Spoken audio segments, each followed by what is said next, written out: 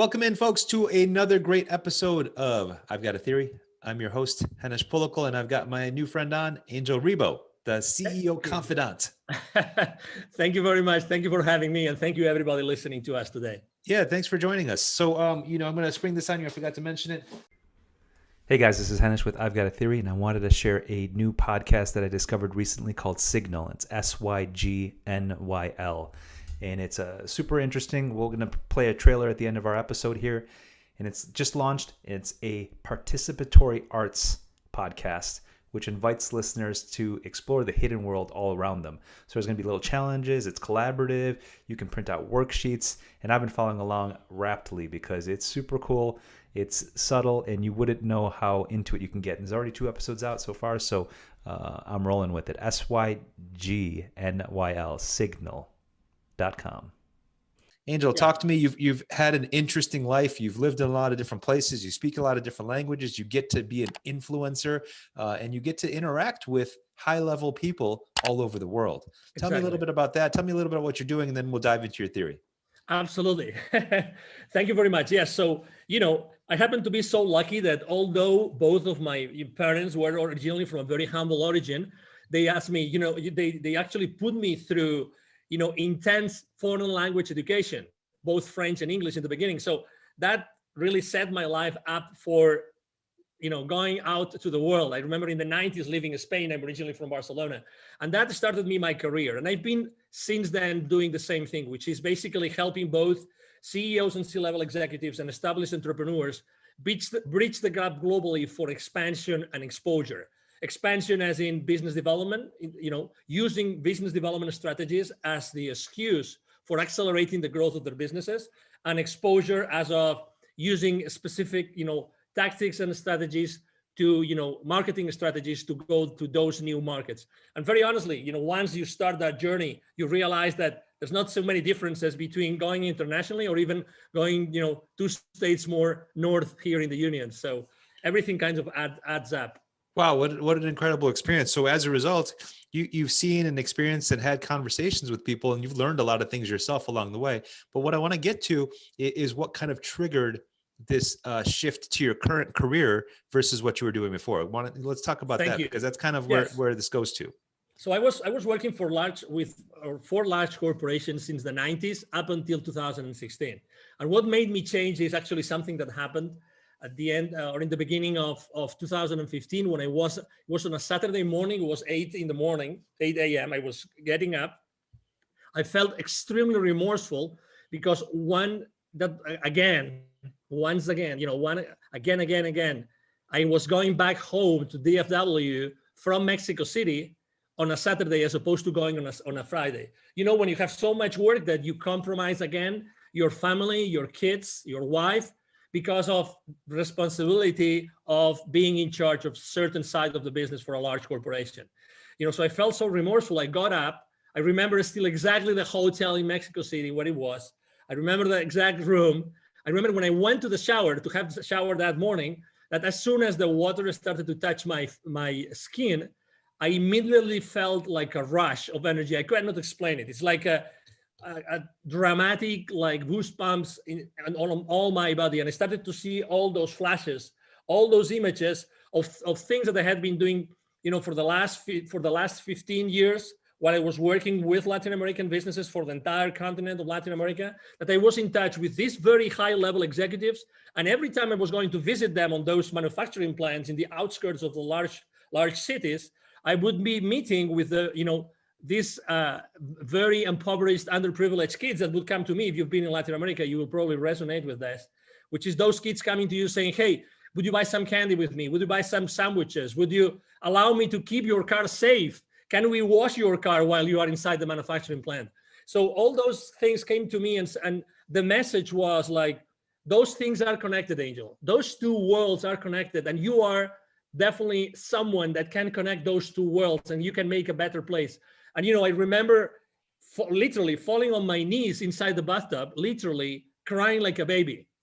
I've never been in my... So have you ever had an experience like that before that physically overcame you? Not as strong as this one. I had a Do you similar think one. anything happened the prior day or the prior week that led up to that, or that kind of primed you for that, or did it come spontaneously? I would say I was exhausted.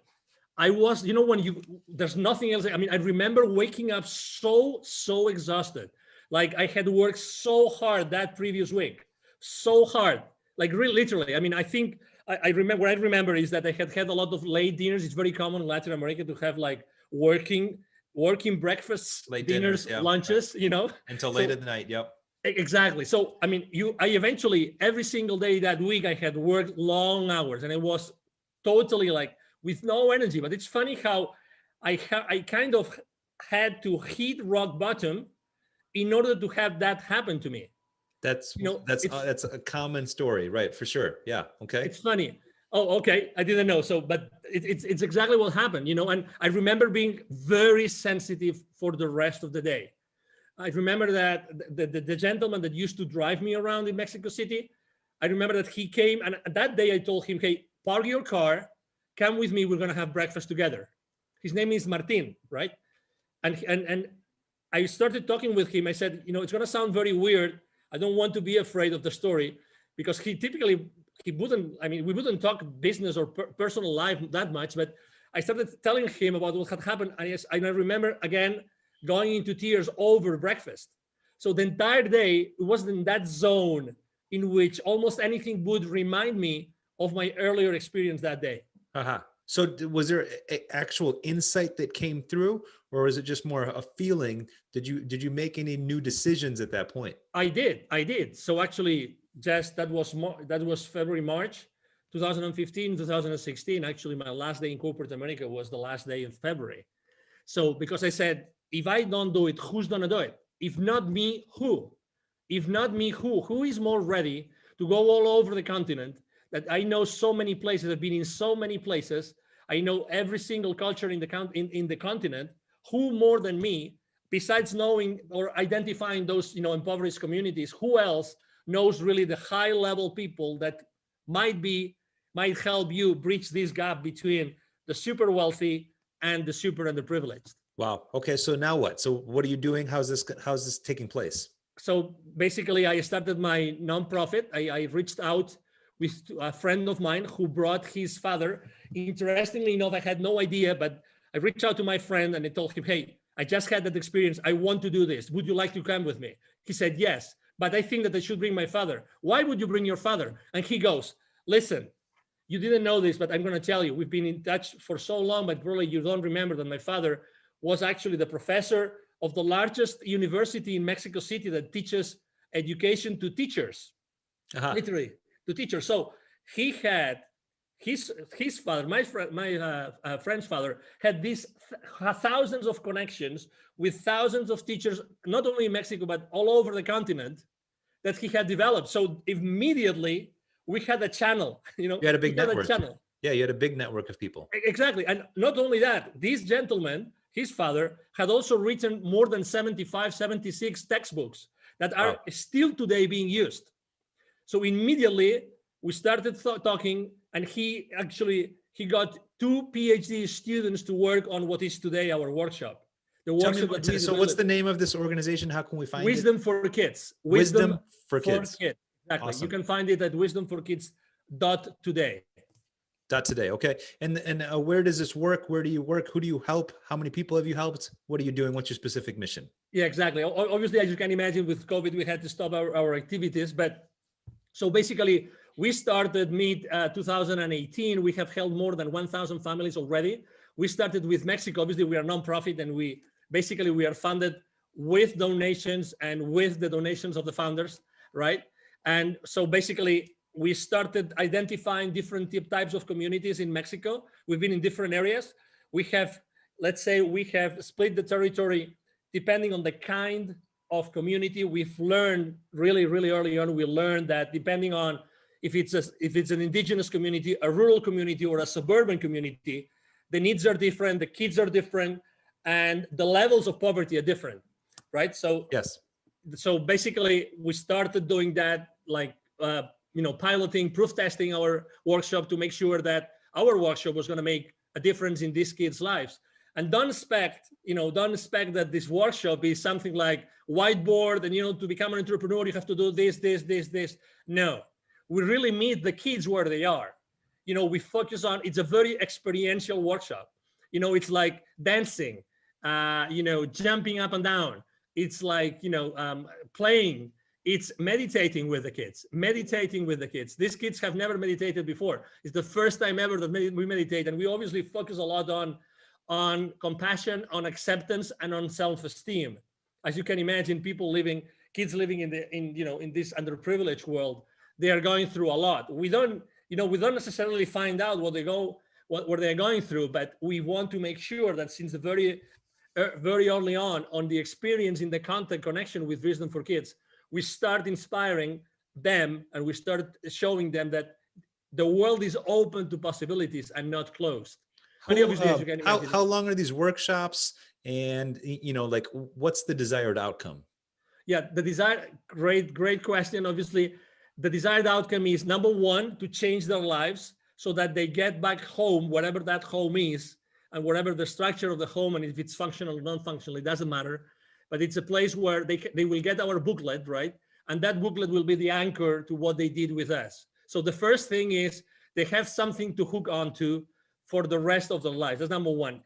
The second one is to identify, the second goal is to identify who of those kids that we just had a workshop with, which of these kids could be the right entrepreneurs for the future, because not everybody, has, let's say, the character to become an entrepreneur. So, I mean, in a workshop, we are literally four people, if not five, literally of volunteers, really like screening, obviously without telling anybody. I mean, only telling the community leaders and the parents eventually, but just we are there, making sure that we have a really nice experience together, but also identifying who are the ones that they can become entrepreneurs.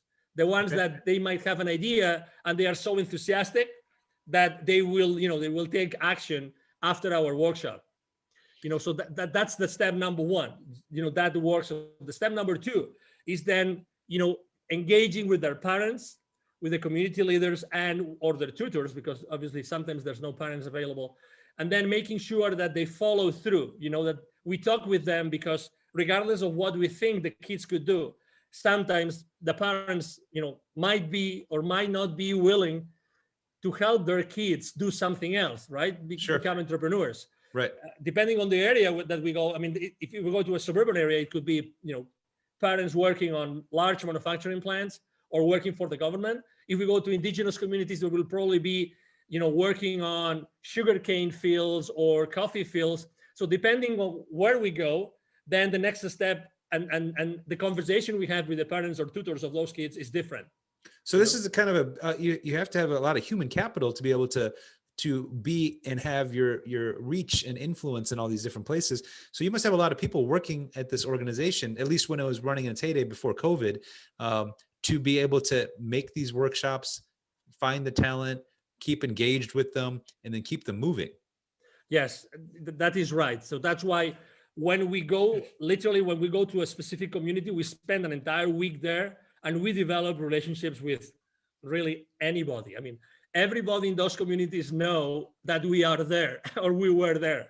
Yeah. And it's funny because we never tell anybody that we are going there, besides like the community leaders, you know what I mean? So we don't ask for permission to anybody but the community leaders, the ones that as soon as we tell them we would like to do that, how much is it? That's the first question. How much is it? And then we say, no, it's for free. Why for free? No, just because that's our mission in life. It's to help kids do this.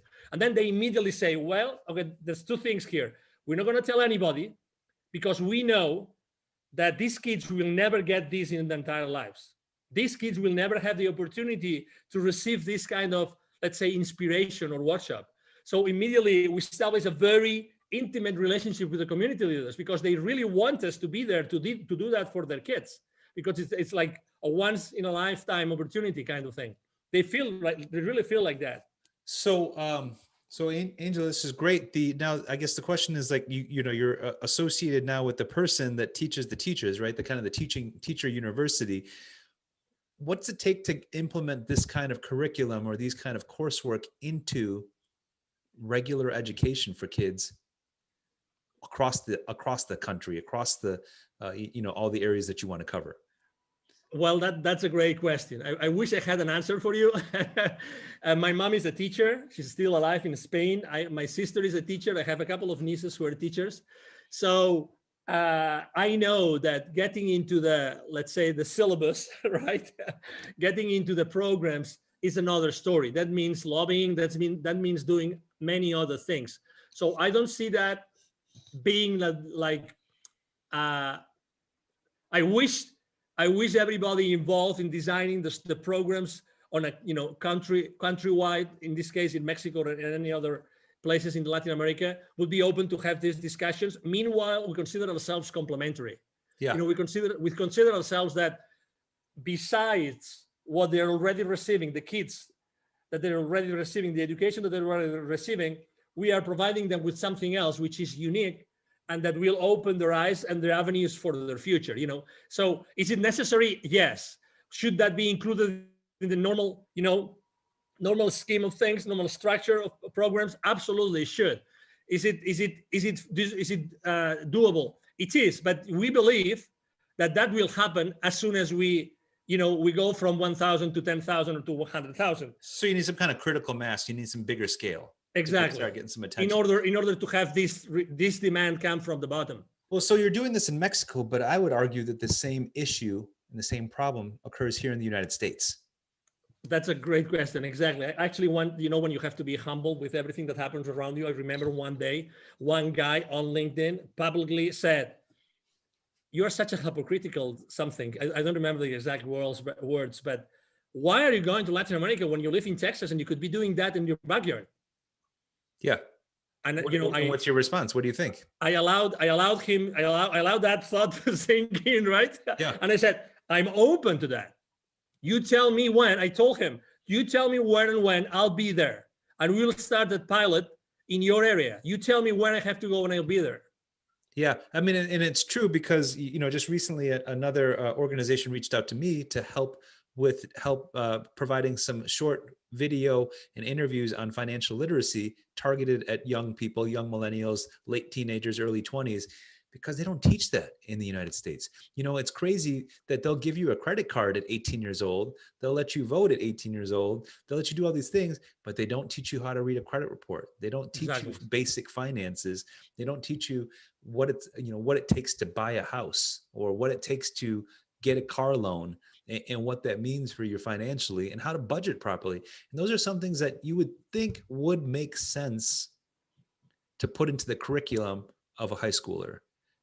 It wouldn't even take that long, right? It wouldn't even take that long. 1, 2, 3, 5 days max to teach all the basic financial literacy skills that you need to not make big mistakes throughout the rest of your life, racking up student loan debt, racking up credit card debt, knowing that there are opportunities. Because, I like watching Shark Tank, and I don't like the fact that so many people think that their idea of being an entrepreneur is limited to being on Shark Tank, right? You got to make some gadget that's made out of plastic and hope you can sell it for millions of dollars.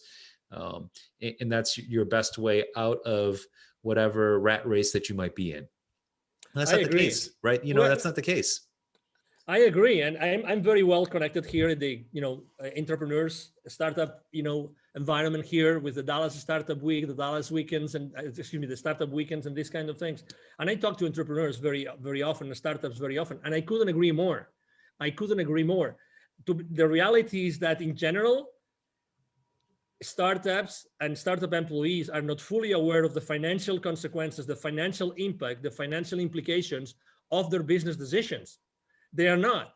Yeah. So it's not only a problem of, is there a market or is my product going to be good or bad? It's a matter of every single decision that they make since day one, when they start with their concept, going to Shark Tank, right? Starting with their concept, are they fully aware that every single decision that they make has an implication? And that, have they been funded or not? It doesn't matter. The initial, seed capital that they have, are they going to use it wisely, taking into consideration the financial implications of their decisions? The reality is not. It's like the elephant in the room, Henish. It's the elephant in the room. It's even in corporations. nobody really wants to talk about financial, obviously the CFOs and everybody in the financial department, but there are a lot of, there are many discussions inside corporations that if they really were able to see their organizations from a set of financial statements, from the eyes of financial statements, things would be completely different. So to your point, I'm very involved here in the school in the school district with my kids as well. And I couldn't agree more. There should be a mandatory, since early on, very early on, in elementary schools about, do's and don'ts, just if it's that simple, do's and don'ts of your financial education, of your financial life. That would be enough. Yeah. And it's tough because I feel like, and I don't know, this is the conspiracy theorist in me. I feel like there's like a concerted effort to keep a large majority of the people financially illiterate. So they make those mistakes. So they rack up the debt. So they're held to basically financial bondage to these creditors that they owe money to, whether it's student loans or credit cards, because that's a business model in the United States, versus people that have parents that are more financial literate that will pass on that literacy to their children. But that's typically upper middle class or better only. So if you're lower middle class or less fortunate, you're not getting those kind of lessons to teach you how to do debt properly, to teach you about passive income, to teach you about finances. And so if this gets skewed and the problem gets, exacerbated, it's worse and worse over time, because the rich people with their rich kids continue to get richer, and poor people continue to make the same mistakes and not get out of this hole that they've dug themselves in. And so I hate that that's the case. When you would think that the rising tide should lift all ships as countries get richer, but as you're seeing, and I'm sure you know this, income inequality across the world is only getting worse. Rich people are getting richer, poor people are getting poorer, and that divide just keeps getting bigger. Absolutely. I agree. And let me take this one step forward, which is, we're talking about financial literacy, right? But what other aspects of our education are taking us to the wrong place? So just, again, you mentioned conspiracy theories, but okay, so last year, just 1 year ago, we were in a completely different place. You and I would have even maybe a different conversation, right? Yep. Let's say, let's agree on the world has changed completely, and people are right now in a different place that compared to where they were last year. So correct.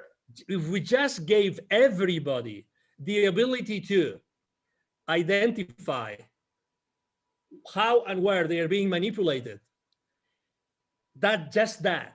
So why is what I'm doing today? Why am I doing what I'm doing?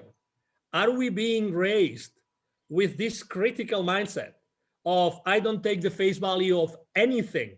Right. I'm going to do my own research. I'm going to keep myself in my self-power, and I will do whatever it takes to have my own opinion, and then listen to both sides, or the 3 sides, or the 5 sides, it doesn't matter, and then make a decision. Right. I think that should be that critical thinking. It should be, and obviously, well, with finances, it's so obvious, because what is the debt of this country? How many trillions, Henish? How many trillions? How much per American? No, they're numbers that don't even make sense. And you're exactly right. I mean, teaching the critical thinking would be the foundation of all of this type of education, right? Question everything, make sure that you understand, make sure you're looking at different viewpoints before you come to conclusions, and do some research, right? Kind of teaching people how to learn is what it takes, because you and I understand this, and we agree that we don't know everything, and we're happy to learn more when we come across something that we don't understand. And I would never claim to be an expert or a master at anything, because I know there's always someone better than me, but I'll claim to be good at some stuff, right? But teaching people how to critically think is the foundation of this, and some people don't. And now we're in an era where it's hard to believe anything. It's hard to believe anything, right? You don't know what's being told to you is true or not. What's being told to you is being manipulated or not. What's the purpose? And as we see, millions of Americans are manipulated in different ways fairly easily, either through social media or through, what's called called doom scrolling, right? You find something bad, and then you go down this rabbit hole, and all of a sudden you start believing that everything is exactly like that, because now you've been fed this information that's been programmed by these online software companies to keep you interested and engaged on that website or that platform, in whatever rabbit hole you've gone down. And this is not even a conspiracy theory. No. I mean, this is proven. This is known. I mean, that's known. Exactly. This is known. I mean, you go and, the Social Dilemma movie, or there's another one which is old already, but it's funny how old movies right now, suddenly they are all so like right on, bang on. There's one. And it's incredible they're not being censored. It's incredible they're not being censored, because then when you watch it, you're like, aha, I thought something was happening. Now this just somewhat confirmed it. Exactly. Yeah. So again, it's critical thinking. It's like, and you never know, to be open, you are obviously, you very well understand the power of a conversation, right? Because the power of a conversation is just, you never know the amount of possibilities and opportunities are going to bring to you, to your life, to your business, right? So this is the power of, this is the real power of people. That's why we have to be together. That's why we have to talk to each other without, obviously being respectful, but, talk to each other and be open to listen.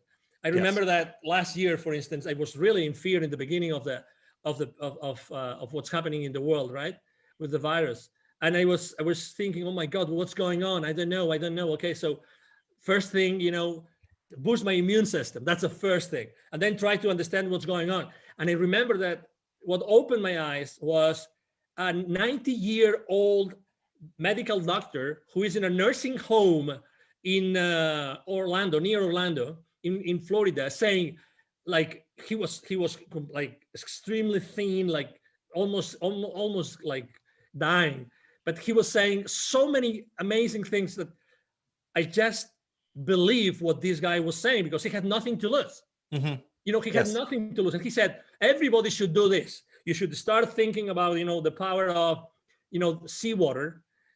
What happens with seawater when you use seawater? You actually should read this document. You should go to the website of this guy. You should talk to this UC Berkeley professor. And I did everything that this gentleman, like almost dying, told me. And I said, oh my God, there's so much out there that we're never told. We have to do our own research. And that's the thinking that we should give our kids. And if you are in doubt, follow the buck. Yeah. Where does the buck stop? Where does the dollar stop? That's it. That's always the answer for, why things are bad. but you mentioned earlier, one of my main reasons for doing this show is to create awareness, is to share ideas that you might not come across typically, and is to expand ideas and the breadth of availability of all the things that are possible, and just have a discussion about it. And so as we discussed, I think our key takeaway from this is understanding that you should critical think about stuff. Don't just take someone else's word. Don't just take anyone else's ideas and say, yep, that's it. That's code. That's Bible. That's not necessarily the case. Dig in and make sure you understand the other viewpoints and critical think. And that's a great takeaway from our time together on the show, I think. Absolutely. And let me finish with an anecdote. Okay. When we go, there's a special, very, very dear to our hearts community that we go with Wisdom for Kids. And we always ask the kids, what would you like to be? What profession would you like to have when you grow up? And we go to an area that is actually governed literally by the drug cartels, but we still go there and we teach the kids and we help the kids. So from time to time, someone says, I would like to be a drug lord. Okay, so imagine everybody says, I would like to be a police officer, I would like to be a nurse, a doctor, you name it. Sometimes kids say, I would like to be a drug lord. Yeah. And obviously our answer is not, that's the wrong thing. No. Because we are in that position in which we understand that his brain or her brain frame of reference is the things that he sees every single day. Of course. So that's the same thing that happens in inner cities in the United States or in meth communities in rural areas. They see the successful people, and of course you want to be like that successful person. Exactly. So obviously from a place of compassion, of understanding, we say, okay, all right, so we understand it, and then we open our eyes, and but we already have heard this many times, but we never judge the kid. Yeah, of course, because that's what they know. That's their construct. That's what they've built up. But I think you could take that and say, that's great, and then figure out why, and then dig into that, and then see if there's a better way to reach their goals. Exactly. So at the same level, this is exactly what's happening in the schools in the world. In all the schools in the world, we have this frame of reference, And we are raised not to look outside this frame of reference, Yes. this framework in which we live, right? Right. That's why, going back to my story, I'm so blessed that, mom and dad taught me foreign languages. And eventually I was pushed myself to go to so many countries and do so many things in so many places, because I was able to have those many points of view in which, even if it's, no, you cannot, I mean, you should jump into those kids when they say that. No, not at all. Not at all. This is their life. So you have to understand it, and then you have a conversation and see where they're going. Right. So you just can be an inspiration for them. That's awesome. Angel, hey, thank you so much for spending some time and talking to me. I really wish the best of success for especially your charity that you're doing, the Wisdom for Kids today. Right. Please let me know when that gets back up and running, because I'd love to get involved somehow. And I think it's a great, worthwhile cause that you're doing. I wish we could do it on a global scale, but hopefully a few people listen to this and start getting inspired to do their own things in their own communities. Absolutely. We all can do this if we want to. It's a matter of willpower. That's it. Of course it is. Yeah. And we don't have to hit rock bottom in the shower in a hotel in Dallas to do that. Exactly. We don't have to do that, but that's okay. It helps. Well, thank you for joining me. Please like, comment, subscribe the show for I've Got a Theory, and Angel. Hopefully we get to stay in touch and talk soon. Absolutely. Talk soon. See you soon. And thank you very much to all the audience here listening to us today. Thank you. Thank you. Do not become attached to the signal, for the signal belongs to no one. 3 days from now, you will have an important revelation. Knowing this, there is something I need you to do for me.